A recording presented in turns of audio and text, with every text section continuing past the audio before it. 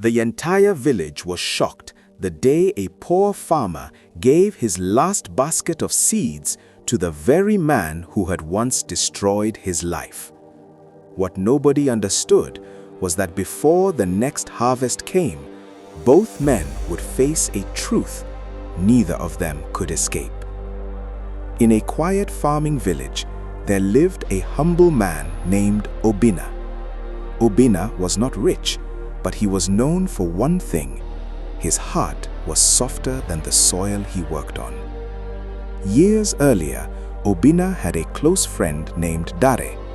They grew up together, farmed side by side, and dreamed of becoming the most successful farmers in the village. But when fortune finally came near them, friendship was tested. One season, Obinna discovered a fertile piece of land near the river. He was overjoyed. He told Dare about it, trusting him like a brother. But the very next morning, Dare went behind his back and claimed the land as his own. When Obinna confronted him, Dare denied everything. And because Dare had money and influence, the elders believed him.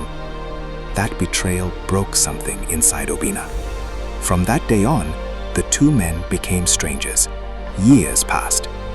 Then famine came. The rain stopped. The ground cracked. Crops failed across the village. Families began to count grains one by one. Obinna suffered too, but after months of saving, he managed to keep one last basket of seed for the next planting season. It was all he had left, his only hope. Then one evening, as the sun fell low, someone appeared at his door. It was Dare. But this was no longer the proud, arrogant man Obinna once knew. His clothes were dusty, his face looked tired, and for the first time in years, his pride was gone. With a trembling voice, Dare said, "Obinna, my children have nothing left. If I do not plant this week, we may not survive the season.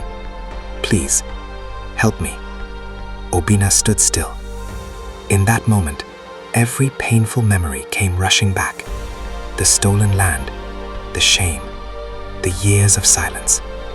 This was the man who had ruined his future, and now that same man stood before him, begging.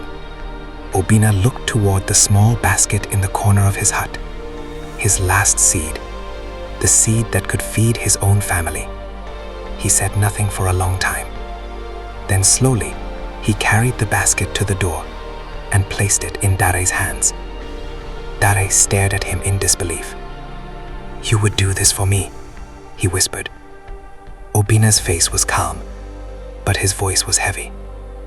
"If I keep hatred in my heart, this famine will have taken more than food from me."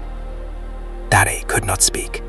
If you believe stories with deep lessons deserve to be heard, follow African Fireside Tales for more powerful stories like this. Dare left in silence. But that night, a storm unlike any the village had seen in months swept across the land.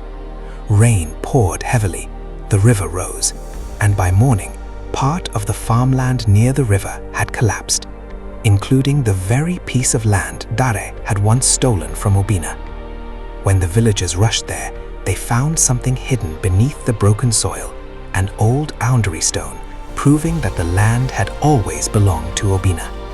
The truth was finally exposed. The elders were ashamed. The whole village turned to look at Dare. But before anyone could speak, another cry rose from the crowd. Dare's young daughter had been trapped near the floodwater. Without hesitation, Obinna ran. He threw himself into the muddy current, fought through the rushing water, and pulled the little girl to safety. When Dare saw this, he fell to his knees. This time, there was no pride left in him at all. With tears in his eyes, he said, "I stole from you.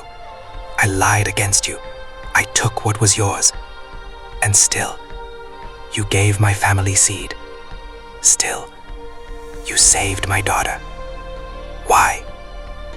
Obinna looked at him quietly and replied, "Because if pain turns me into the kind of man you became, then evil has won twice."